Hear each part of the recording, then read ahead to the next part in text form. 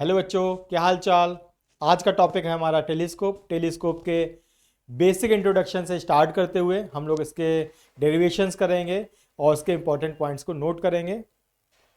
Telescope is an optical device which enables us to see distant object clearly. It provides an angular magnification of the distant object. ये जो दूर के object होते हैं उनका हमें एंगुलर मैग्निफिकेशन दिखाता है। ये जैसे इसका मीनिंग ये हुआ, जैसे कोई ऑब्जेक्ट है, आप विदाउट लेंस देखते हैं तो हमें जो हमारी आई पे एंगल बनाएगा, और लेंस के थ्रू देखते हैं तो हमारी आई पे जो एंगल बनाएगा, दोनों जो एंगल्स हैं उनका रेशियो ही क्या कहलाता है, एंगल्स है। तो इसलिए कहता है एंगुलर मैग्निफिकेशन। एंगल हमारा एक्चुअली ऑब्जेक्ट नहीं बढ़ता। जैसे ये ऑब्जेक्ट दूर है तो छोटा दिखेगा, ये पास आया तो बड़ा दिखने लगा, तो क्योंकि हमारी आंख पे जो एंगल बन रहा है इसका, वो एंगल हमारा क्या होता है, वो एंगल बढ़ गया। जैसे मान लो हमने सन को देखा, ये सन है, मान लीजिए एक एग्जांपल लेते हैं, सन है और हम ऐसे नॉर्मली नेकेड आई से देख रहे हैं, तो मान लो ये एंगल हमारा बनना है, मतलब वाट एवर द एंगल, जैसे मैंने कहा ये x डिग्री बनना है, ठीक है। अब हमने सन की इमेज को देखा पास में, हमने किस तरीके से इसकी इमेज बना ली पास में, तो ये हमारा आ गया पास में। अब हमने इसके फिर एंगल बनाया इसका, तो ये एंगल पहले से बढ़ गया, मान लो y डिग्री। तो एंगुलर मैग्निफिकेशन क्या होगा, जो इमेज का डिग्री, इमेज का एंगल है, जो हमारा इमेज का एंगल है और जो हमारा ऑब्जेक्ट का एंगल, इन दोनों का एंगल्स के रूप में जो रेशियो है वो होगा, वो हमारा एंगुलर मैग्निफिकेशन कहलाएगा। एनीवे, तो ऑब्जेक्ट बड़ा नहीं होता है, ऑब्जेक्ट की जो इमेज है वो पास आ बन जाती है हमारी आंख के पास में, तो हम हमारी आंख पे बड़ा एंगल बनाती है। तो टेलीस्कोप का काम यही है कि जो दूर वाला ऑब्जेक्ट है उसकी इमेज को हमारी आंख के पास बना देना, ठीक है।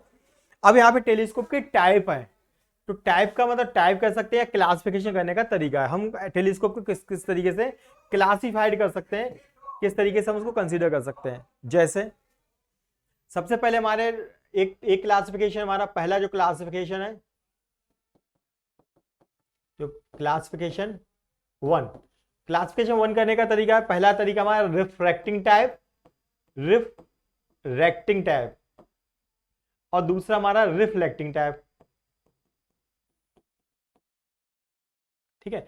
तो रिफ्रैक्टिंग में आपको समझ में आ रहा है, रिफ्रैक्शन कहां होता है, लेंसेज में होता है नॉर्मली, या ग्लास स्लैब वगैरह में। तो रिफ्रैक्टिंग टाइप में हमारे लेंसेज का यूज होगा,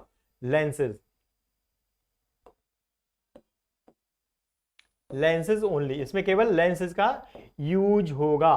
और रिफ्लेक्टिंग टाइप में क्या होगा, इसमें मिरर्स का यूज होगा, मिरर्स। और मिरर्स के साथ लेंस हो सकता है, लेकिन मिरर इज अ मस्ट। हम एक केस देखेंगे जहां पे लेंस और मिरर दोनों यूज होंगे, लेकिन रिफ्लेक्टिंग टाइप में mirror is a must, lens हो या ना हो that is secondary point. Refracting type में लेंसेज मस्ट है हमारे, ठीक है। तो एक तरीका तुम्हारे क्लासिफिकेशन करने का तरीका ये है। दूसरा तरीका हमारा क्लासिफिकेशन करने का जो यहाँ पे लिखा हुआ है उसको देख लेते हैं। जैसे इन्होंने लिखा है एस्ट्रोनॉमिकल टेलीस्कोप और टेरेस्ट्रियल टेलीस्कोप। एस्ट्रोनॉमिकल टेलीस्कोप क्या होते हैं, it is use to see the heavenly object like sun, star, planets, satellites, बहुत सारी चीजें, ये सब चीजों को देखने का काम में आता है। और स्पेशली इसकी सबसे खास बात क्या है, ये हमारा इन्वर्ट इमेज हमारी बनाता है। कैसी इमेज, फाइनल इमेज क्या होती है, इन्वर्टेड, फाइनल इमेज हमारी इन्वर्टेड होती है। और वैसे एस्ट्रोनॉमिकल टेलीस्कोप में जो हमारी इमेज बनती है फाइनल, वो चाहे इन्वर्टेड हो चाहे इरेक्ट हो, कोई फर्क नहीं पड़ता है। क्यों, अब आपने मून देखा ऐसे, अब वो मून की इमेज आपको पता ही नहीं मून ऐसा देखा या आपका इन्वर्ट हो, आपको कोई दिक्कत नहीं होगा, आप समझ ही नहीं पाएंगे सीधा है उल्टा का, आपको दो एक ही तरीके से दिखेगा लगभग। तो सन को भी आप रिवर्स में देखेंगे तभी कोई फर्क नहीं पड़ेगा। तो एस्ट्रोनॉमिकल टेलीस्कोप में इमेज चाहे इन्वर्टेड बने चाहे इरेक्ट बने, कोई खास फर्क नहीं है। नॉर्मली इसमें इमेज हमारी इन्वर्टेड बनती है, कोई दिक्कत नहीं है। अब बात आती है सेकंड, टेरेस्ट्रियल टेलीस्कोप। टेरेस्ट्रियल का मतलब है जो हमारी टेरिटरी है, आसपास का जो एनवायरनमेंट है हम उसको देखते हैं, सही है। तो जो डिस्टेंस ऑब्जेक्ट हैं, जो सरफेस पे हैं, on the surface of the earth, तो इनको देखने का काम आता है। जैसे माउंटेन्स हैं, क्लाउड्स हैं, दूर की कोई फोर्ट है, कोई दूर है, कोई रिवर है दूर जो हमारे हमसे दूर है, तो ये जो डिस्टेंस ऑब्जेक्ट है उनको देखने का काम आता है। इसमें सबसे इंपॉर्टेंट पॉइंट क्या है, the final image formed is erect. जो फाइनल इमेज बनेगी वो इरेक्ट होनी चाहिए, सीधी होनी चाहिए। अब उन्होंने ये क्यों, भैया ऐसा बताओ, अगर आपने कहीं जैसे माउंटेन देख रहे हैं, अब माउंटेन जो सीधा है वो आपको अगर उल्टा दिखने लगे तो कैसा लगेगा, कितना अजीब सा लगेगा, ठीक है। तो हमारा जो टेरेस्ट्रियल टेलीस्कोप है इसमें कंडीशन मस्ट है, final image should be erect. जो ऑब्जेक्ट जैसा है, ये ऑब्जेक्ट है और इसकी इमेज बड़ी सी बन जाए हमारी आंख पे, लेकिन रहे सीधी की सीधी, रिवर्स में ना हो। तो ये टेरेस्ट्रियल टेलीस्कोप में तो लॉजिकल समझेंगे तो बड़ा आसान रहेगा। टेरेस्ट्रियल हमारे है, जो हमारे ऑब्जेक्ट है आसपास के एनवायरनमेंट का ऑब्जेक्ट है उनको देखने काम आता है। सरफेस पे जो अर्थ की सरफेस पे ऑब्जेक्ट रखे हुए हैं तो इसकी इमेज मस्ट बी इरेक्ट, ठीक है। एस्ट्रोनॉमिकल में चाहे इरेक्ट हो चाहे इन्वर्टेड हो कोई फर्क नहीं पड़ता है, तो दैट इज ओके, ठीक है। ये हमारा दो क्लासिफिकेशन हो गए, एक तो हमारा रिफ्रैक्टिंग टाइप और रिफ्लेक्टिंग टाइप के बेस पे, और दूसरा हमारा एस्ट्रोनॉमिकल टेलीस्कोप बहुत दूर की चीज देखने के काम में, या हमारे पास की चीजें देखने के काम में जो हमारे जो अर्थ की सरफेस पे हैं, और उनसे पास की चीज देखने के लिए टेलीस्कोप का यूज नहीं करते हैं, माइक्रोस्कोप का यूज करते हैं। तो वो तो पॉइंट हम पहले ही पढ़ चुके हैं। चलिए आगे बढ़ते हैं। तो क्लासिफिकेशन के बाद में हम आगे बढ़ते हैं। तो अब हमने ले लिया एक एस्ट्रोनॉमिकल टेलीस्कोप और उसमें भी हमने लिया है refracting type by default, refracting type telescope ले रखा है। तो ठीक है, उसकी कंस्ट्रक्शन क्या होती है, तो इसमें क्या होता है, दो कॉन्वेक्स लेंस होते हैं, टू कन्वर्जिंग लेंस होते हैं जिनको माउंट करते हैं कोएक्सियली। कोएक्सियली का मतलब दोनों लेंस हमारे एक ही एक्सिस पे होते हैं। इसका जो ऑप्टिकल सेंटर है और दूसरे का जो ऑप्टिकल सेंटर है वो एक ही एक्सिस पे होता है, ठीक है। इसमें एक कॉन्वेक्स लेंस होता है ऑब्जेक्ट की साइड में, इधर कोई ऑब्जेक्ट रखा हुआ उसकी साइड में, और इधर से हम देख रहे हैं तो हमारी इधर एक आई है, तो इधर से, तो जो आई के पास होता है उसे आई पीस कहते हैं, जो ऑब्जेक्ट के पास होता है कॉन्वेक्स लेंस उसे कहते हैं आपका ऑब्जेक्टिव। अब सबसे खास बात क्या है, जो पहला वाला जो लेंस है इसको याद नहीं करें, हर चीज कुछ भी नहीं याद करना, आप देखो सुनते रहिए। जो ये वाला लेंस है ये क्या करता है, रेज को गैदर करने काम आता है। अगर हमारा ये इसका जो साइज है यानी अपर्चर छोटा होगा तो कम रेज आएंगी, ठीक है। तो इसकी वजह से हमें ज्यादा रेज चाहिए तो हमको उसको बड़ा रखते हैं। अब एक एग्जांपल लेते हैं, आपका भी देखना, जो रात में आप उठते हैं, आप सो रहे होते हैं, उठ के जाते हैं और लाइट जला दें कोई सामने, तो आप एकदम आंखें कम कर लेते हैं, छोटी सी ऐसे कर लेते हैं, हल्के से इस तरीके से। क्यों करते हैं कि आंखों का हम मतलब जो हमारी लाइट हमारी आंखों में एंटर हो रही है तो हम उसको जो शटर अपनी आंख का उसको कम कर देते हैं जिससे कम लाइट अंदर जाए, ठीक है। और कोई चीज नहीं समझ में आती तो बड़ा बड़ा करके देखते हैं कि आंखों में ज्यादा लाइट जाए। तो पॉइंट काफी हद तक वही है। तो अगर हम चीज जो चीज को देखना चाहते हैं, दूर की चीज है, बहुत दूर है, साफ तो वैसे नहीं दिखेगी, हम उसको साफ देखना चाहते हैं तो हम चाहते हैं जितनी मैक्सिमम रेज उससे आए उन सबको हम एब्जॉर्ब कर पाए, उनको एब्जॉर्ब करेंगे और आगे चलकर उनको यहीं कहीं फोकस करेंगे, ठीक है। तो ये that should be high beginner size, और ये जो हमारा आई पीस है वो छोटा होता है कि सारी रे को इकट्ठा करके हमारे आई लेंस के अंदर भेजना है, आई लेंस के अंदर जो आंख का लेंस है उसके अंदर भेजना है। तो जो इसका साइज बड़ा, इसका साइज छोटा, और ये पहले भी मैं बोल चुका हूं, बड़ा आसान तरीका है। जिसका अपर्चर बड़ा है उसकी फोकल लेंथ भी ज्यादा है, और फोकल लेंथ ज्यादा होने का मतलब उसकी पावर क्या है, कम। तो ये लार्ज साइज है, तो इसको ऐसे नोट करेंगे तो याद रहेगा आपको। तो लार्ज है, इसका क्या है, लार्ज अपर्चर है, इसका अपर्चर भी लार्ज है, और लार्ज ही क्या है, फोकल लेंथ। दोनों चीज को ध्यान रखिए हमेशा, ये पहले भी था फोकल लेंथ। और ये हमारे कहां था, हम लोगों ने ये पॉइंट पढ़ा था माइक्रोस्कोप में, वहां पे उल्टा होता था, वहां पे स्मॉल अपर्चर और स्मॉल फोकल लेंथ होती थी, यानी पावर होती थी ज्यादा, जो ऑब्जेक्टिव लेंस होता था हमारा। यहाँ पे ठीक उसका उल्टा है। चलिए अब ये क्या पॉइंट है, ये रेज को जो लेता है, जो हमारा ऑब्जेक्टिव है, ये रे को बहुत फोकल लेंथ इसकी ज्यादा, तो हल्का सा कन्वर्ज करता है, ये थोड़ा सा कन्वर्ज करता है बस, इसका काम कुछ नहीं है, कुछ भी काम नहीं है इसका, केवल ज्यादा से ज्यादा रेज को लेना और मतलब नॉर्मल हल्का सा कन्वर्ज करता है। मतलब ये रेज सीधी सीधी आ रही है तो पता कितना कन्वर्ज करे, हल्का सा ट्विस्ट करे, हल्का सा ना करा, बहुत, ठीक है। इसी फोकल लेंथ बहुत बड़ी होती है, पावर कुछ भी नहीं होती, ना के बराबर पावर होती। तो जो रेज आ रही हैं उनको, जो रे आ रही है इनको हल्का सा कन्वर्ज कर देता है, ये दूर जाके कहीं मिलती हैं।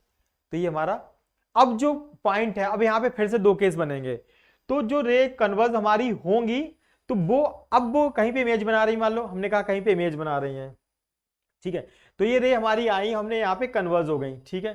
अब जो हमारा जो आई पीस वाला है, आई पीस की दो मतलब इसकी फोकल लेंथ होगी, आई जो हमारा ऑब्जेक्टिव होगा उसकी फोकल लेंथ क्या कहलाएगी, एफओ और एफओ डैश।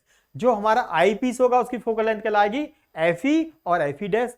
अगर हम इसको शिफ्ट कर सकते हैं, ऑब्जेक्टिव तो हमने फिक्स कर दिया मान लो, अब आई पीस को इधर कर सकते हैं या उधर कर सकते हैं। अगर हम इधर को करेंगे तो हमारा जो ट्यूब है, ट्यूब की लेंथ बढ़ जाएगी। अगर हम उसको उधर बढ़ाएंगे, ट्यूब क्या है, ट्यूब तो यही है ना, इन दोनों के बीच में जो है दिस है ट्यूब। तो अगर हम ट्यूब की लेंथ बढ़ा देंगे तो मतलब दोनों को दूर एक सेपरेट करेंगे या पास करेंगे। तो ऑब्जेक्टिव मान लो हमने फिक्स कर दिया, आई पीस को आगे पीछे करके हम थोड़ा सा फोकस कर रहे हैं कि हमारी इमेज कहां बनेगी। अगर हमने आई पीस को इस तरीके से फोकस किया, जो पहले वाले ऑब्जेक्टिव लेंस ने डिस्टेंस ऑब्जेक्ट की जो इमेज बनाई, ये इमेज मान लो बन गई, तो अगर ये इमेज बनी है इसके फोकस के अंदर बन गई, आई पीस के फोकस के अंदर अगर इमेज बन गई, और फोकस के अंदर इमेज अगर इसके अंदर बनेगी तो इसकी क्या बनेगा, ये हमारा इरेक्ट वर्चुअल इमेज हमारी बना देगा। ठीक है, और अगर हम इसको थोड़ा खिसका लें, थोड़ा अगर खिसका लें तो हो सकता है इमेज इस आई पीस के फोकस बनेगी तो इनमें इमेज हमारी इन्फिनिटी बनेगी। तो दो केस हमारे यहाँ पे फिर से होने वाले हैं दोबारा, कि हम आई पीस को खिसका लें या उधर कर दें, मतलब किधर भी खिसका सकते हैं। तो इसमें दो इमेज ऑब्जेक्ट, जो हमारा आई पीस है, आई पीस के मूवमेंट की वजह से हमारे दो इमेज बन सकती हैं, या तो इमेज बनेगी कहीं नॉर्मल तरीके से या इन्फिनिटी पे। अब हमारी आई के पास इमेज बनेगी तो हमें दिखेगी नहीं, तो आई से कम जो दूरी होनी चाहिए दैट शुड बी 25 सेंटीमीटर, उतनी तो होनी ही चाहिए, कम से कम 25 सेंटीमीटर होनी चाहिए। उससे ज़्यादा है तो कोई दैट इज ओके, कहीं पे भी इमेज बन सकती है। तो वो केस हम, तो पहला केस लेंगे when the final image is formed at the least distance of distinct vision. तो देखो क्या करते हैं, देखो पढ़ते हैं, लैंग्वेज पढ़ते हैं तो आपको समझ में आएगा। The parallel beam of light coming from the distant object fall on the objective at some angle alpha. The objective focuses the beam in its focal plane, ये बात बताऊंगा तुम्हें, and forms a real inverted and diminished image. तो अगर infinite कोई object रखा है तो उसकी क्या बनेगी, रियल इमेज बनेगी। और ये रेस इस प्रिंसिपल एक्सिस के पैरेलल नहीं है, अगर पैरेलल होती तो जहां मिलती वहीं फोकस बन जाता, लेकिन ये रे आ रही है यहां से, तो जहां पे मिलेंगी ये इसका फोकस होगा, ये फोकल पॉइंट मिल रही है। देखो ध्यान देना, देखो समझने की कोशिश करना, अगर हमारा लेंस ऐसा है और ये आ रही है ऐसी, तो ये मिल गया हमारा फोकस, ये बना फोकस, ध्यान दीजिए। दूसरा केस देखिए, अगर रे हमारी ये प्रिंसिपल एक्सिस और रे आ रही है हमारी ऐसी, ठीक है, इस तरीके से, तो जो ऑप्टिकल सेंटर से आएगी वो तो अंडरविटेड जाएगी, जो ऊपर से आई जाएगी वो थोड़ा सा मुड़ जाएगी, हल्का सा। तो ये जो पॉइंट बना ये फोकस है, तो ये पॉइंट यहां से यहां तक की ये फोकल प्लेन कहलाएगा और ये डिस्टेंस फोकस कहलाएगी। अगर ये ऑब्जेक्टिव है तो ये एफओ ये कहलाएगा, ना कि ये मत समझ जाना। ठीक है, तो पैरेलल रे जहां पे कन्वर्ज होती हैं वो फोकस पॉइंट होता है। अगर रे हमारी पहले से टिल्ट है तो आगे कहीं ये फोकल प्लेन में बनेगी। अगर रे हमारी प्रिंसिपल एक्सिस के पैरेलल हैं तो ये इस तरीके से मिलेंगी। तो ये डिस्टेंस उसमें फोकस होगी, ये फोकल लेंथ होगी, यहाँ पे ये फोकल लेंथ होगी।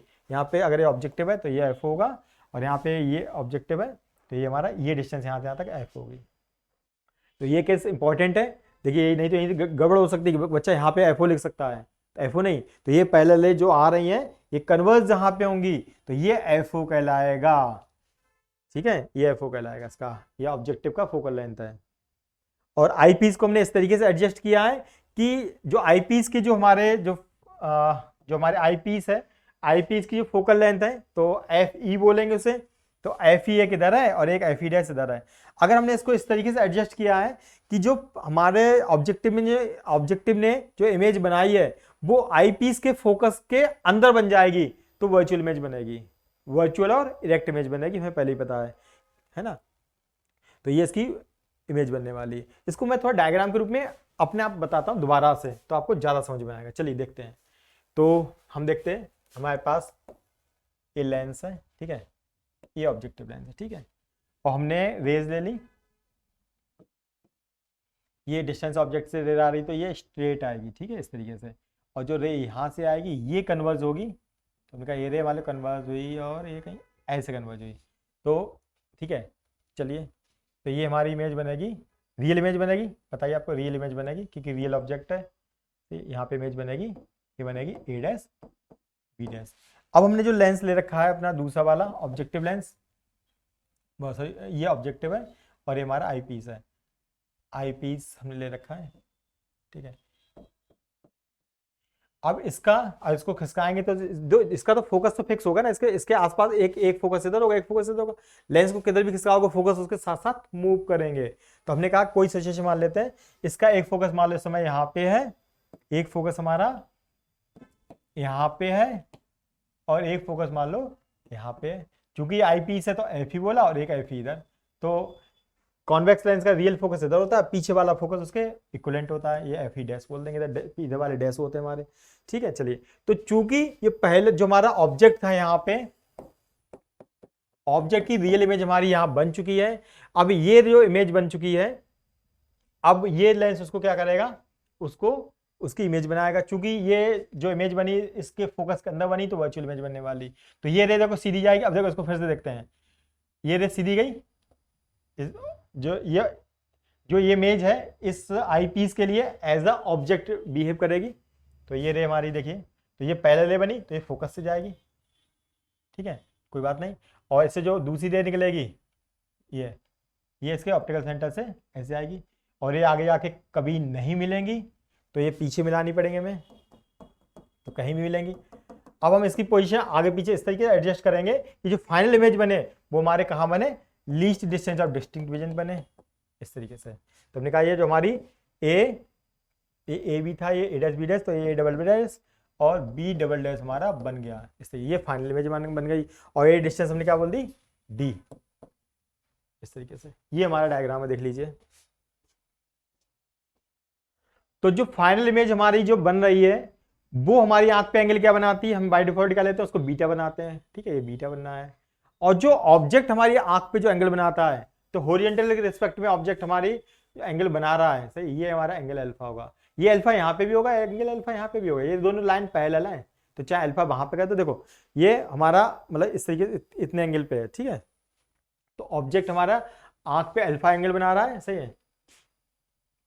और तो ये अल्फा है तो इधर भी ये हमारा अल्फा आ जाएगा। आप डायग्राम को देख लीजिए, ठीक है, इस तरीके से डायग्राम बनेगा।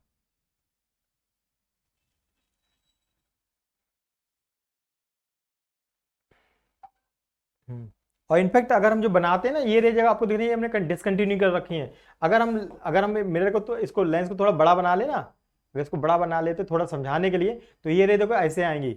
ये रे फिर से ये फिर क्या करेगा, फिर इनको कन्वर्ज करेगा, एक को कहीं और कन्वर्ज करेगा, एक को कहीं और कन्वर्ज करेगा, ये रे भी फिर वहीं मिलेंगी। ये ऐसा होता है, आपको अगर इमेज बनाना चाहो ऐसे बनेगी, मतलब वो तो है ही लाइन। अगर हमारे लेंस में रे गिरेंगी इस तरीके से, ये रे भी पीछे बाउंस बैक करो तो इसी पॉइंट मिलेंगी सारी की सारी। ये दो रे वो और दो रे ये सारी सारी इसी पॉइंट मिलेंगी।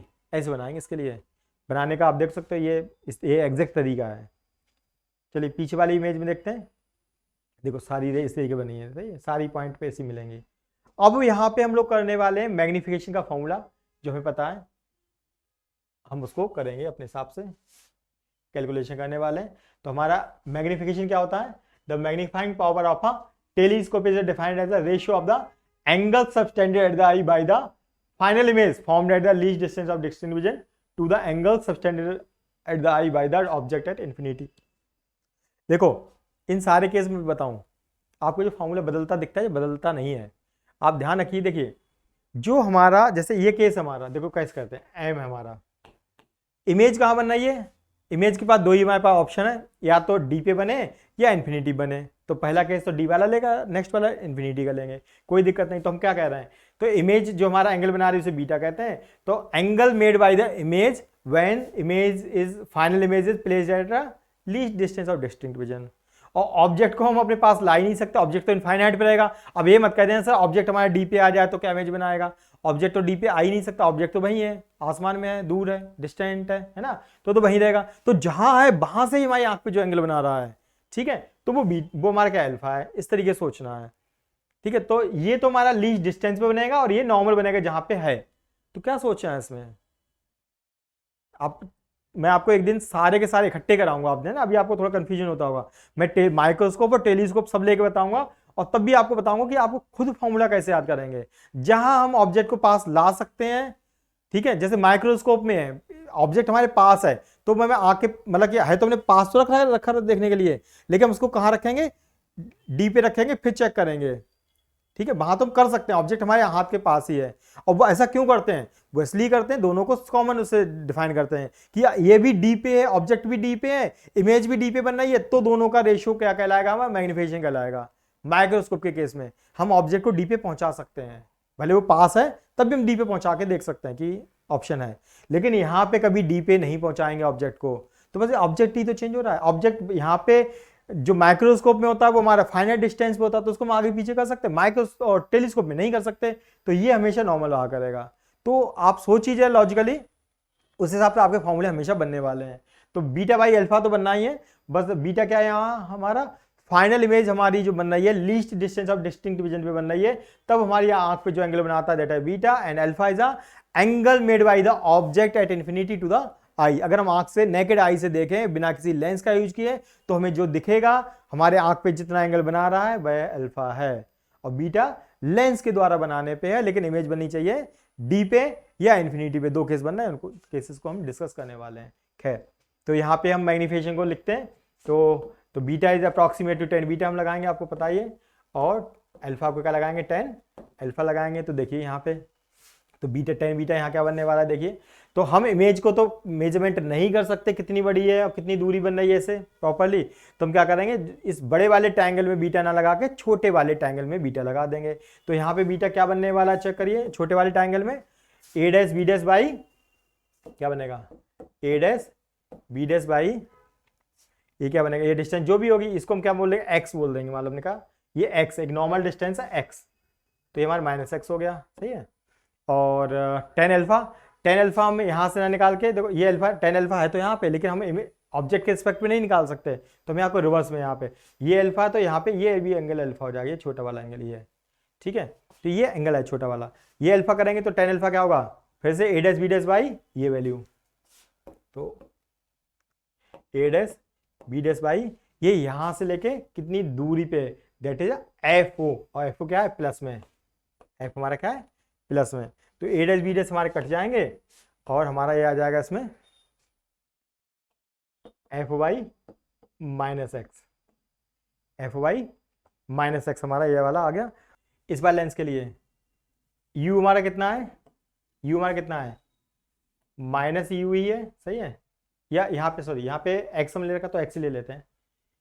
u हमारा क्या है इस लेंस के रिस्पेक्ट में ये इधर को है तो माइनस एक्स, और हमारी जो इमेज है v क्या है इधर को है वो माइनस डी, और f क्या कहलाएगी इसकी आई पीस की, f को क्या लिखेंगे एफ ई लिखेंगे, सारी वैल्यू हम यूज करने वाले हैं।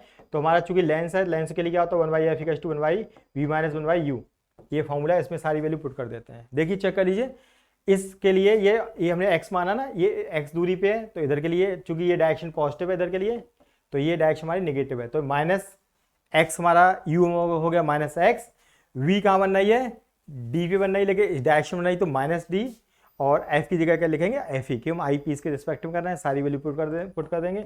तो f की जगह F E equals to 1/v, v की जगह माइनस डी और माइनस 1/-x है, ये हो गया हमारा। तो हमें क्या लगाना है, तो यहाँ पे क्या बन गया है चेक करिए, अभी आएगा इसी से आएगा 1/f E equals to minus 1/d plus 1/x बन चुका है, ठीक है। तो हमें एफ वाई एक्स चाहिए ना, ये क्या है minus F Y X, minus बाहर लगा लो, ठीक है। तो ये आ चुका है, हमें चाहिए एफ वाई एक्स चाहिए, तो एफ वाई एक्स कैसे बनेगा, एफ ओ से मल्टीप्लाई कर दो पूरे में एफ ओ से मल्टीप्लाई करेंगे तो क्या बनेगा F Y F E equals to minus F Y D plus F Y X, तो एफ नॉट वाई एक्स बन गया, इसको लिख लीजिए। तो एफ नॉट वाई एक्स हमारा क्या बना एफ ई, ठीक है। तो एफ नॉट वाई एक्स हमारा बना यहाँ से, तो ये टर्म इधर जुड़ जाएगी आके F Y F E plus F naught Y D, ये टर्म बन गई इतनी, इसको इक्वेशन नंबर 1 में पुट कर देंगे। चेक कर लीजिए पहले जल्दी से चेक कर लीजिए,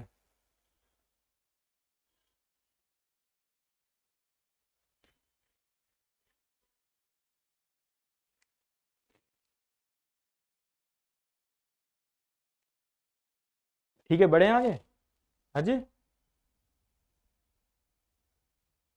सही है रिद्धि,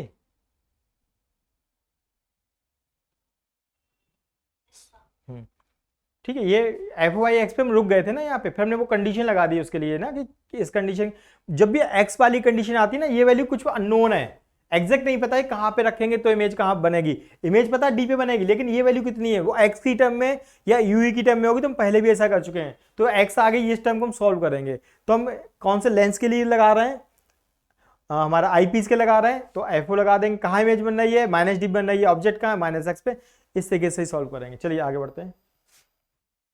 तो ये हमारा यहां तक हो चुका है, ठीक है।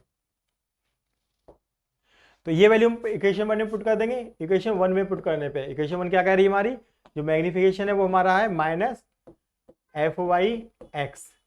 तो माइनस एफ वाई एक्स की वैल्यू क्या आ गई है, F Y this F Y D, ये वैल्यू हमारी आ चुकी है। ठीक है, यहाँ से अगर हम यहाँ से F Y F E common ले लें, पहले हम एफ नॉट कॉमन ले लेते हैं, कोई बात नहीं। तो ये हमारा बना 1/FE प्लस 1/D। ठीक है, और यहाँ से इसको हम ऐसे लिख सकते हैं FY FE। हमने FE नीचे से कॉमन ले लिया, तो यहाँ क्या बचा, यहाँ क्या बचा 1 प्लस FE/D। ये हमारा एक्सप्रेशन आ गया।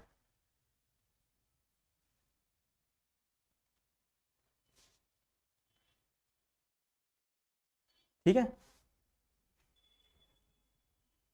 डिफरेंट डिफरेंट फॉर्म में ये है तो भाई लेकिन फॉर्मेट हमारा चेंज हो गया। तो यहाँ पे रहेगा माइनस FY/FE 1 प्लस FE/D। ठीक है, चलिए नेक्स्ट करते हैं। हमारा हम लोग कर रहे थे एस्ट्रोनॉमिकल टेलीस्कोप और final image formed at least distance of distinct vision.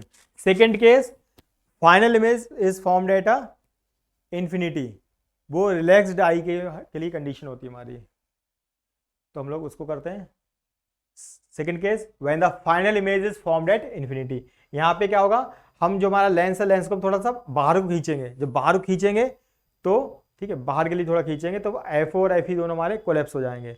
तो हमारी लेंथ ट्यूब की बढ़ जाएगी, ट्यूब की लेंथ थोड़ी पहले के रिस्पेक्ट बढ़ जाएगी और मैग्निफिकेशन थोड़ा सा डाउन हो जाएगा।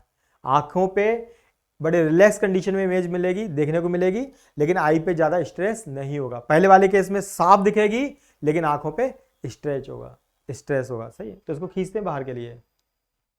तो इसको कहते हैं नॉर्मल एडजस्टमेंट। नॉर्मल एडजस्टमेंट का मतलब ये नॉर्मली यही कंडीशन रखते हैं बाय डिफॉल्ट, आंखों पे स्ट्रेस ना आए और बहुत देर तक नॉर्मली हम उसको देखते रहें। तो ये नॉर्मल कंडीशन कहलाती है जब फाइनल इमेज हमारी बनती है इन्फिनिटी पे। और फिर से magnifying power is a ratio, फिर से वही रेशियो है। Final image formed at infinity, इस बार फाइनल इमेज का हमारे इन्फिनिटी पे, to the image formed by the object place at infinity, इस बार दोनों ही इन्फिनिटी पे हैं। पिछली बार क्या था, इमेज हमारी डी पे बन गई थी। तो रटना नहीं है, समझने कुछ का नहीं, वही है। तो मैग्निफिकेशन इसके हिसाब से डिफाइन की गई है। इन मैग्निफिकेशन का कोई फिक्स फॉर्मूला नहीं है कि मतलब इसमें ऐसा होगा उसमें ऐसा। आप देखिए सिचुएशन के हिसाब से ऑब्जेक्ट को हम इन्फिनिटी से पास नहीं ला सकते, वो जैसा जैसा है हमारी आंख पर जो एंगल बनाएगा वो अल्फा कहलाएगा। इमेज हमारी फाइनली अब इन्फिनिटी बन रही है, तो फाइनल इमेज जो हमारी बन रही है वो हमारी आंख पे कितना एंगल बनाएगी, दोनों का रेशियो, इस बार दोनों इन्फिनिटी पे हैं। जो रेशियो है वो हमारा मैग्निफिकेशन है। तो वही फॉर्मूला निकालना, बाकी में कुछ ऐसा करना नहीं है। तो ये एक साथ बन जाएगा। पहले वाले में एक्स आता तो हमें इसको मैनिपुलेट करना पड़ा, यहाँ पे मैनिपुलेट नहीं करना पड़ेगा। तो यहाँ पे हम लोग कर रहे हैं, देखिए। तो हमारा जो मैग्निफिकेशन इस केस में M equals to again beta by alpha, और ये किसका रेशियो है, final image formed at infinity to the final image formed at infinity to the angle subtended by the object placed at infinity. इन दोनों का ratio magnification कहलाएगा। Approximate both are equals to 10 beta by 10 alpha. और beta हमने कहा जो final image हमारी बन चुकी है, तो उसका तो हम इमेज के बारे में कुछ बना नहीं पाएंगे प्रॉपर एंगल, लेकिन पीछे वाले ट्रायंगल में, छोटे वाले ट्रायंगल में वही एंगल बनेगा जो बड़े वाले में बनेगा। तो बड़े वाले का पता नहीं है, छोटे वाले में हम यहाँ पे सॉल्व करेंगे। तो यहाँ क्या बनने वाला है, तो 10 बीटा हमारा बनेगा परपेंडिकुलर बाई बेस। तो परपेंडिकुलर यहाँ दिख रहा है हमें ए डैश बी डैश, और बेस इसका क्या है, ये इसके जो फोकस पे बनी इमेज हमारी, तो ये इसके फोकस पे है। ठीक है, इसके जो पहला वाला ऑब्जेक्टिव है जो इमेज बनाएगा वो आई पीस के लिए ऑब्जेक्ट का काम करेगी। तो जो इस आई पीस के लिए जो इमेज है, सॉरी आई पीस के लिए जो ऑब्जेक्ट है वो यहाँ पे रखा हुआ है। ठीक है, कितनी दूरी पे रखा हुआ है, एफ ई की डिस्टेंस पे रखा हुआ है। तो 10 बीटा हमारा हुआ परपेंडिकुलर बाई एफ ई, और ये एफ ई उधर के लिए है माइनस एफ ई। ठीक है, कि इधर वाला एफ ई पॉजिटिव होगा, उधर वाला नेगेटिव होगा। और 10 अल्फा यहाँ पे निकालेंगे। क्या कह रहे हैं, सो हम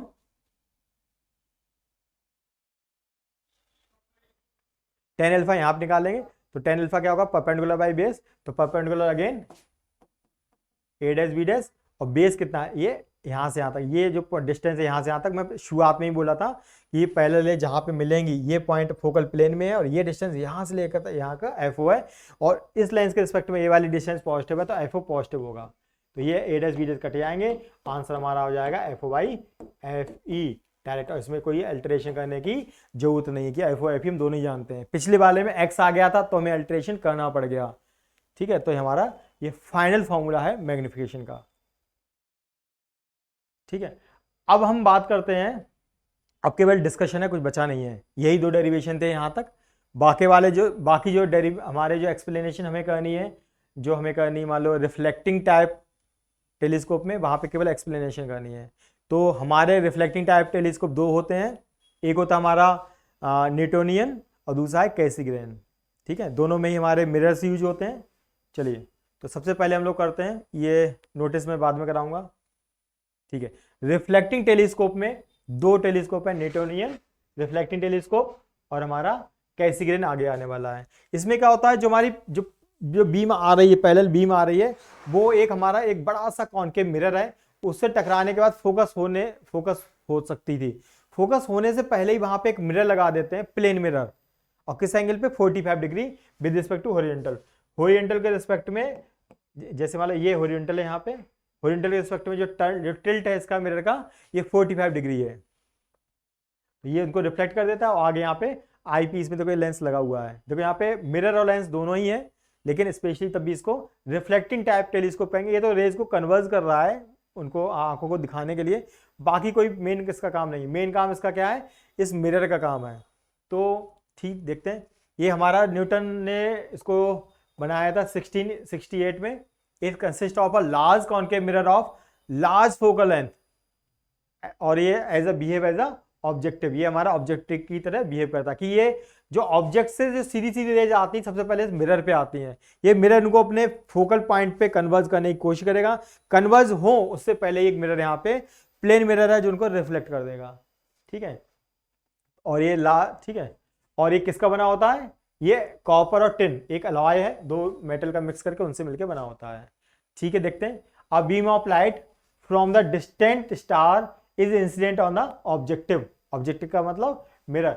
before the rays are focused at F, a plane mirror inclined at 45 degree intercept them and turn them towards a eyepiece. ये रे को क्या करता है, पहले रे आ रही है तो फोकस पे ही कन्वर्ज करेगा।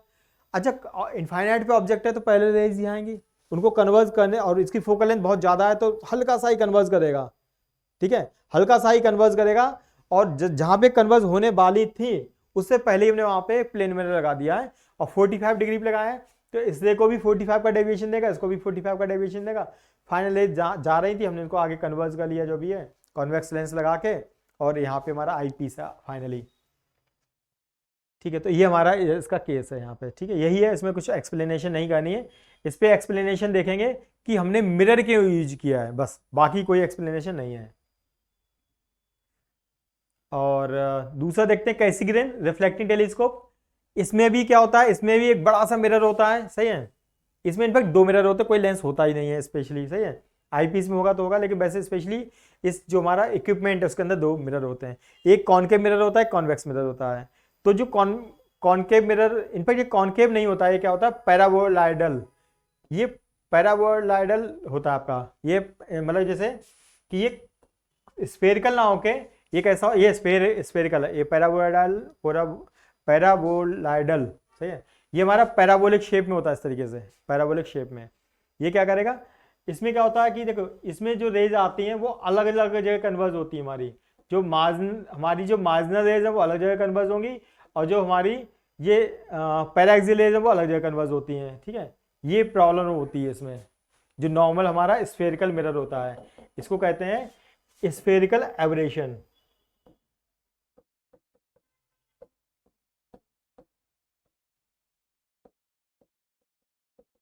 Spherical aberration.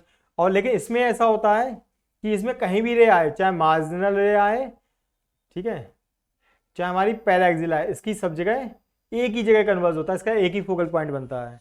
तो ये वाला मिरर यहाँ पे यूज किया गया है ना। ये कॉनकेव नहीं है, ये हमारा पैराबोलाइडल है, सही है, ये पैराबोलिक शेप का होता है। ये रे को जहाँ पे कन्वर्ज करेगा, कन्वर्ज करने से पहले ही एक हमारा लगा होता है यहाँ पे कॉन्वेक्स मिरर। कॉन्वेक्स मिरर क्या करेगा, उनको कॉन्वेक्स मिरर क्या करेगा, हमारा रेज को डाइवर्ज कर देगा, ठीक है, इसको डाइवर्ज कर देगा और रेज हमारी क्या आएंगी, आई पीस पे आगे मिलेंगी। इनफैक्ट जो हमारा ये मिरर है, यहाँ पे एक होल होता है, यहाँ पे क्या होता है, एक होल होता है, ये रे इसके बीच से यहाँ से पास हो जाएंगी। वैसे भी इस यहाँ पे होल से कोई दिक्कत नहीं है, क्यों, रे तो किनारे किनारे ही आ रही है, बीच में तो रे आएंगी ही नहीं, कि बीच में तो पहले ही मिरर लगा हुआ है। तो कुछ यहाँ से बाहर जो मार्जिनल रेज आ रही हैं वही आएंगी, जो बीच में मिडिल में रे आ रही हैं वो तो आएंगी नहीं, तो कोई दिक्कत वाली बात नहीं है। अब उसी के सामने होल है तो होल की कोई दिक्कत नहीं है, रे को ये डिस्टर्ब नहीं करेगा। रे आएंगी जहाँ फोकस हो रही हैं उससे पहले ही हमारा एक मिरर लगा हुआ कॉन्वेक्स, जो इनको आगे हमारा क्या कहते हैं, कॉन्वेक्स जो मिरर होता है डाइवर्स करता है, रेज को क्या कर देगा, डाइवर्स जैसा भी है इस तरीके से रिफ्लेक्शन करेगा, जो भी लॉ ऑफ रिफ्लेक्शन के हिसाब से, और हमारी आई पीस पे इसकी क्या होगी, फाइनल इमेज हमारी बनेगी, ठीक है। अब यहाँ पे जो रिफ्लेक्टिंग टाइप टेलीस्कोप है यहाँ पे, ठीक है, ये आई पॉइंट हमारी इमेज मतलब आगे यहाँ से रेज जाएंगे और आई पीस इसके पास में ही होगा, वहीं हमारी इमेज बनेगी। चलिए अब यहाँ पे जो हमारी जो है फाइनल इमेज, अगर least distance of distinct vision पे देखते हैं तो हमारी ये बनती है, ये मल्टीप्लीकेशन होते हैं हमारे, जैसे पहले बनाया था formula F Y F E into 1 + F U I D, ये पहला वाला फार्मूला है अगेन। और अगर हमारी इमेज इन्फिनिटी बनती तो एफ वाई एफ ई, यहाँ पे देखेंगे दोनों जगह, वहाँ पे माइनस साइन था, यहाँ पे दोनों जगह प्लस साइन है, बस इतना फर्क है, दोनों जगह प्लस साइन है, क्योंकि जो यहाँ पे इमेज बनती है हमारी वो कैसी बनती है, इरेक्ट इमेज बनती है। इन दोनों केस में इरेक्ट इमेज बन रही है, ठीक है, इसलिए क्या है, ये दोनों में हमारा जो मैग्निफिकेशन के फॉर्मूले सेम है, बस साइन हमारा प्लस है, साइन हमारा प्लस है। पिछले वाले में क्या था, इमेज हमारी नीचे बन रही थी, ऑब्जेक्ट रखा था सीधा, इमेज बन रही थी नीचे, ठीक है, तो इस बार हमारी इमेज हमारी सीधी बन रही है उसके रिस्पेक्ट में, ठीक है। तो केवल साइन का फर्क है, बाकी इसमें कोई दिक्कत नहीं है। अब ये that is a most important point, हम लोग रिफ्लेक्टिंग टाइप टेलीस्कोप का यूज करना ज़्यादा प्रीफर करते हैं with respect to refracting type. Refracting type में क्या होता है, जो हमारा जो अपर्चर होता है उससे रे होके आती है, उसको वो भी रेज को एब्जॉर्ब करता है, एनर्जी को एब्जॉर्ब करता है। बाकी दूसरा लेंस है वो भी एनर्जी को एब्जॉर्ब करता है। लेकिन जो यहाँ पे हमारा जो टेलीस्कोप है, टेलीस्कोप में जो मिरर है, मिरर कभी भी रेज को एब्जॉर्ब नहीं करता, मोस्ट ऑफ द रेज को क्या करता है, रिफ्लेक्टेड बैक कर देगा, पहला पॉइंट। दूसरा पॉइंट क्या है कि जो लेंस को बड़ा बनाना, बड़े अपर्चर का लेंस बनाना मुश्किल होता है with respect to making a large aperture mirror, ठीक है। दो ही पॉइंट है, दो ही पॉइंट आपको अलग अलग तरीके से डिस्कस किए जाएंगे। देखिए करते हैं, यहाँ पे जो रिफ्लेक्टिंग टाइप में क्या होता है हमारा, इसमें जो ऑब्जेक्टिव क्या होता है, मिरर होता है, लेंस नहीं होता है, और इसकी वजह से क्रोमेटिक एब्रेशन से दूर होता है, इसमें क्रोमेटिक एब्रेशन नहीं होता है। क्रोमेटिक एब्रेशन का मतलब क्या है, देखिए अगर ये जो लाइट आ रही है वो अलग अलग जगह फोकस होगी, अगर ये व्हाइट लाइट आएगी तो उसको कई सारे पॉइंट बनेंगे। अब आपने कहा क्यों, कि भैया व्हाइट लाइट है या कॉम्बिनेशन ऑफ 7 सेगमेंट, 7 कलर्स, तो हर कलर के लिए अलग इसका रिफ्लेक्टिव इंडेक्स अलग होगा, हर रिफ्लेक्टिव इंडेक्स के लिए अलग फोकल लेंथ बनेगी। तो जो बाय डिफॉल्ट जो हम फॉर्मूला देखते हैं वो किसी एक कलर के लिए होता है, मोनोक्रोमेटिक। मोनोक्रोमेटिक का मतलब किसी एक कलर के लिए फोकल लेंथ। अगर आपने व्हाइट लाइट यूज की है तो डिफरेंट बहुत सारे 7 फोकल पॉइंट बनेंगे हमारे। तो जो कलर की वजह से प्रॉब्लम्स आती हैं वो क्रोमेटिक एब्रेशन कहलाती हैं, जो डिजाइनिंग की वजह से या शेप की वजह से प्रॉब्लम आती हैं वो स्फेरिकल एब्रेशन कहलाती हैं। तो ये क्रोमेटिक एब्रेशन, चूंकि लेंस इसमें यूज नहीं होते रिफ्लेक्टिंग टाइप में, तो क्रोमेटिक एब्रेशन की प्रॉब्लम्स नहीं आती हैं इसमें, कि जो ऑब्जेक्ट है वो किसी भी कलर का हो उसकी इमेज बड़ी शार्प बनेगी, ठीक है, क्योंकि मिरर में क्रोमेटिक एब्रेशन नहीं होता है। नेक्स्ट में लिखा है, due to large aperture of the mirror used the reflecting telescope have high resolving power. बड़ा सा अपर्चर हम बना सकते हैं उसका, ठीक है, और जितना ज़्यादा बड़ा अपर्चर होगा उतनी ही ज़्यादा रिजॉल्विंग पावर होगी। हमारे पास सिलेबस से रिजॉल्विंग पावर हट चुका है शायद, लेकिन जो उसमें रिजॉल्विंग पावर हमारे जो अपर्चर के साइज पे या उसके डायमीटर पे डिपेंड करती है।